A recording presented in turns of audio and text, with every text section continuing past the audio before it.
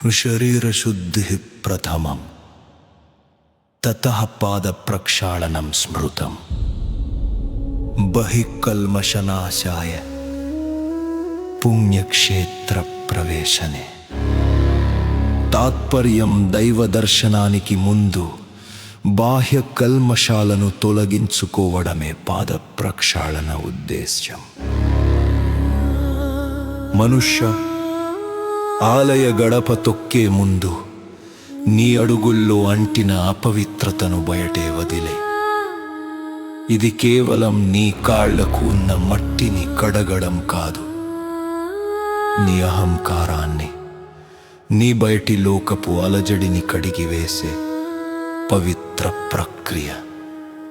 ఆ పాద ప్రక్షాళన నీ అంతరాత్మను దర్శనానికి సిద్ధం చేస్తుంది. ఆ చల్లని నీటి ధారతో నీ మనస్సును ప్రశాంతం చేసుకో. అప్పుడే నువ్వు ఆ పరమాత్మ సన్నిధికి అర్హుడివవుతావు. కడగాలి కడగాలి నీ పాదములను కడగాలి.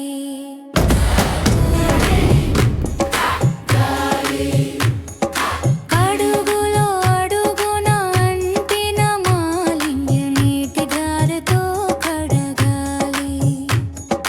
నీటి ధారతో కడగాలి. దేవదేవుని గుడిలోకి నువ్వు వెళ్ళే ముందర మనిషిగా మారు. అహంకారపు ధూళిని వదిలి అణకువతో నీటిని తాకు.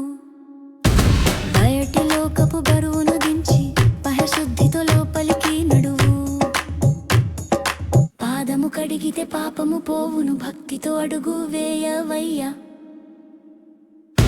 కడగాలి కడగాలి నీ పాదములను కడగాలి.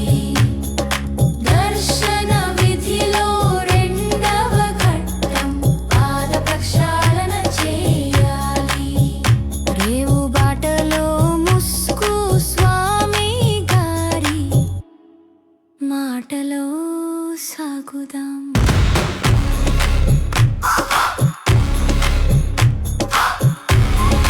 If you like my song, please subscribe my channel and click the bell icon for more notifications.